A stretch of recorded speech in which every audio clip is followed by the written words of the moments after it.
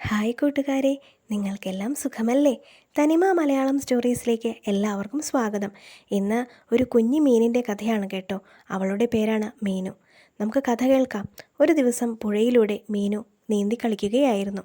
അപ്പോഴാണ് പുഴക്കരയിൽ ദാമു എന്ന ഒരു മീൻപിടുത്തക്കാരൻ എത്തിയത്.